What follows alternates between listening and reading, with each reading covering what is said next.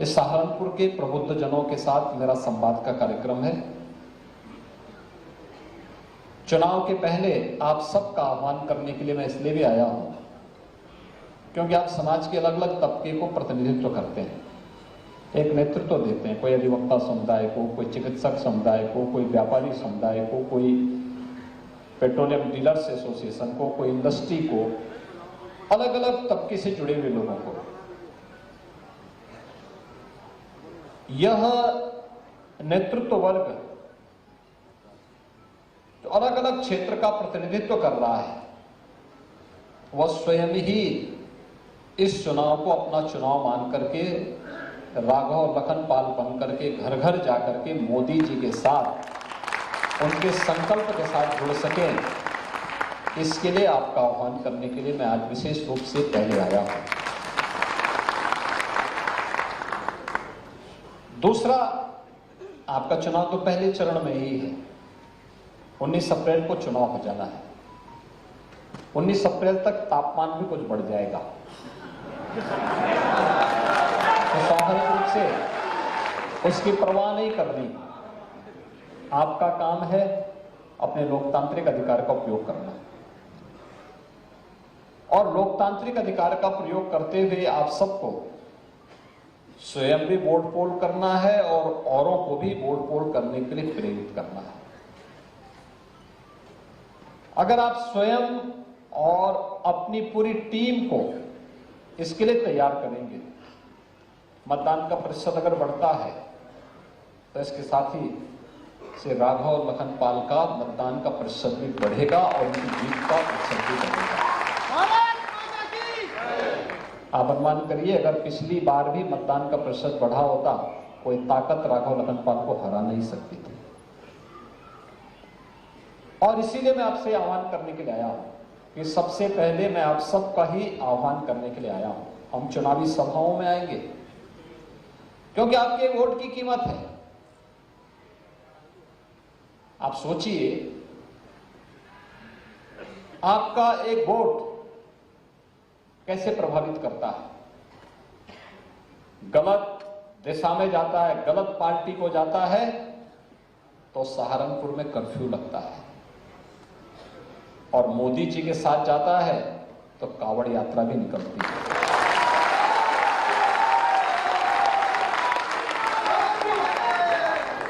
आपका एक वोट गलत दिशा में जाता है तो सहारनपुर अराजकता की भेंट चढ़ता है, और अगर मोदी जी के साथ जाता है तो यही सहारनपुर आस्था का सम्मान करने वाला सहारनपुर बन जाता है। आपका वोट अगर गलत हाथों में जाता है तो इस सहारनपुर में रंगदारी वसूली शुरू हो जाती थी, और आज मोदी जी के साथ में गया है तो यहां की कास्ट कला फिर से पुनर्जीवित होकर के दुनिया में छाने के लिए आतुर दिखाई दे रही है। तो हमारा हस्तशिल्पी कारीगर, ये किसी भी जाति, किसी भी मत और मजहब को मानने वाला होगा, लेकिन पहचान तो सहारनपुर को दे रहा है, पैसा सहारनपुर में आ रहा है, विकास सहारनपुर का हो रहा है, और सहारनपुर का विकास होगा तो प्रदेश का विकास अपने आप हो जाएगा। आपका वोट गलत हाथों में जाता था तो बेटी भी असुरक्षित थी और व्यापारी भी असुरक्षित था। आपका वोट मोदी जी के आह्वान पर गया तो बेटी भी सुरक्षित हुई और व्यापारी भी सुरक्षित हुआ।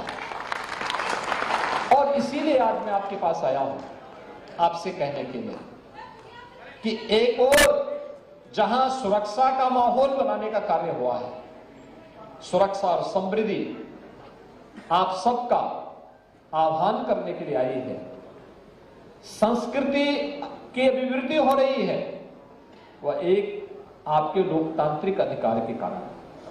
आपका लोकतांत्रिक अधिकार आपको तय करना होता है कैसे इसका इस्तेमाल करना है। गलत दिशा में जाएगा तो उसके परिणाम के भुक्तभोगी हमें ही नहीं, आने वाली कई पीढ़ियों को बनना पड़ेगा, और सही दिशा में जाएगा तो आपने बदलते हुए भारत को देखा है। 10 वर्ष में हमारा भारत बदला है। एक नए भारत का हम दर्शन कर रहे हैं। एक नया भारत। दुनिया के अंदर भारत के पासपोर्ट की कीमत बढ़ी है, भारत का सम्मान बढ़ा है। 140 करोड़ का भारतवासी आज दुनिया के अंदर कहीं जाता है तो सम्मान के साथ देखा जाता है, और नहीं तो 2014 के पहले भारत के नागरिकों को शक की निगाहों से देखा जाने लग गया था। शक की निगाहों से देखा जाता था। ये शक की निगाहों से देख करके देश के माहौल को जिन लोगों ने खराब करने का प्रयास किया था उस समय, ये वही लोग हैं जो लोग जाति के नाम पर वोट तो लेते थे लेकिन अव्यवस्था पैदा करते थे देश के अंदर। देश की पहचान को 140 करोड़ लोगों के सम्मान के साथ खिलवाड़ करते थे, और आज 140 करोड़ लोग दुनिया के अंदर कहीं जाते हैं तो सम्मान की निगाहों से देखे जाते हैं। ऐसे ही देश की सीमाएं 14 के पहले असुरक्षित थी, आज देश की सीमा पूरी तरह सुरक्षित है। आंतरिक सुरक्षा की स्थिति बेहतर हुई है। बचपन में हम लोग एक नारा लगाते थे, भारतीय जनता पार्टी भी और भारतीय जनसंघ भी उससे पहले एक नारा लगाता था, एक देश में 2 प्रधान 2 प्रधान 2 निशान नहीं चलेंगे, नहीं चलेंगे। एक नारा लगता था पूरे देश के अंदर। कश्मीर के बारे में कि जहां हुए बलिदान मुखर्जी वह कश्मीर हमारा है। कारण था क्योंकि कश्मीर में धारा 370 थी और उसका दुष्परिणाम क्या था? उग्रवाद। पत्थरबाजी की घटना से हमारा जवान आहत होता था, घायल होता था। सरकारें आंखों में पट्टी बांध करके मौन रहती थी। और जवान तो हमारे किसी के घर से गया हुआ जवान है, लेकिन आज आपने बदलते हुए भारत को देखा है। कश्मीर में न केवल धारा 370 समाप्त हुई, बल्कि उग्रवाद और आतंकवाद की समस्या का समाधान भी प्रधानमंत्री मोदी जी के नेतृत्व में हो गया।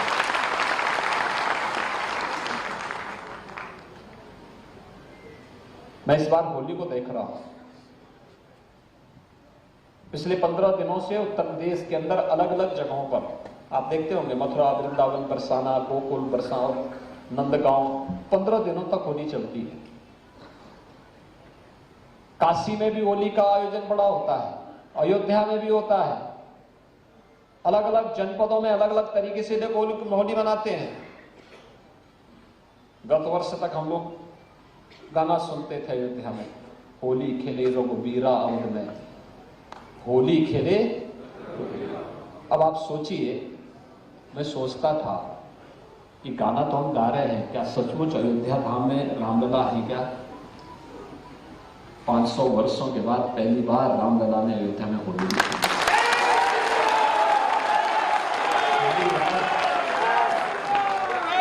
एक वोट कश्मीर में धारा 370 को समाप्त करता है, उग्रवाद और आतंकवाद का समाधान भी करता है, रामलला का प्रकटीकरण भी कर देता है। अपने वोट की कीमत को पहचानिए, और यही है देश के अंदर मोदी की गारंटी। जो लोग जाति के नाम पर बांटने के लिए आए थे, जाति के नाम पर वोट ले रहे थे, उनके लिए परिवार पहले है, फैमिली फर्स्ट। लेकिन मोदी जी के लिए 140 करोड़ का भारतवासी ही परिवार है। इसलिए मोदी जी कहते हैं नहीं, नेशन फर्स्ट। अब हमें तय करना है, फैमिली फर्स्ट या नेशन फर्स्ट। तो नेशन फर्स्ट और भारतवासी का संकल्प होना चाहिए। वे तुष्टीकरण के आधार पर समाज को बांटते हैं। मोदी जी ने कहा नहीं, हमें तो सबका साथ और सबके विकास के आधार पर देश के 140 करोड़ लोगों की संतुष्टि के लिए कार्य करना है। उन्होंने जाति के नाम पर बांटा, मोदी जी ने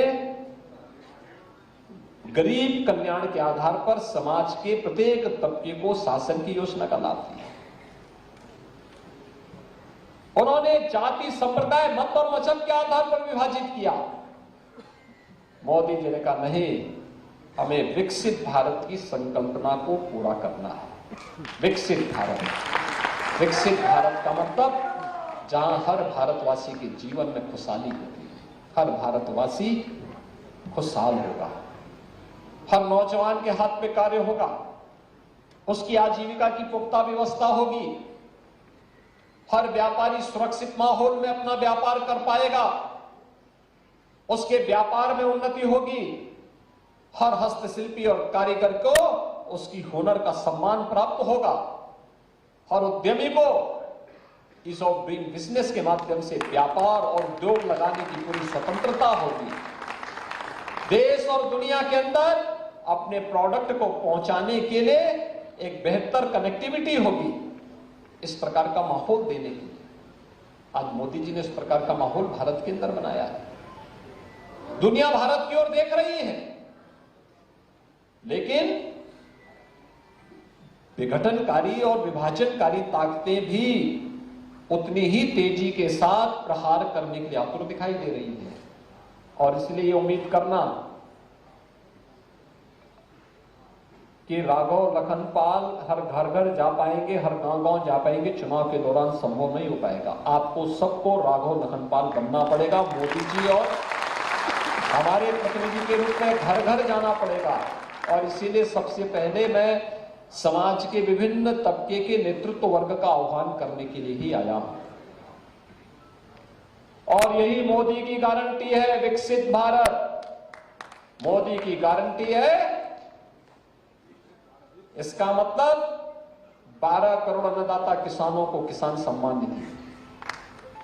मोदी गारंटी का मतलब 4 करोड़ गरीबों को सिर ढकने के लिए प्रधानमंत्री आवास योजना, 2.5 करोड़ घरों को मुफ्त में बिजली का कनेक्शन, 10 करोड़ गरीबों को मुफ्त में उज्ज्वला योजना का रसोई गैस का सिलेंडर, 60 करोड़ लोगों को 5 लाख रुपए की स्वास्थ्य बीमा का कवर। मोदी की गारंटी का मतलब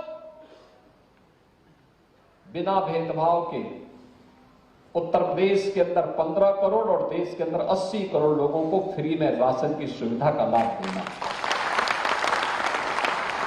यह एक कार्य आज मोदी जी के नेतृत्व में पूरे देश के अंदर हो रहा है। विरासत का संरक्षण भी और विकास भी। कोई सोचता था कि सहारनपुर में विश्वविद्यालय बनेगा, लेकिन आज सपना साकार हो गया।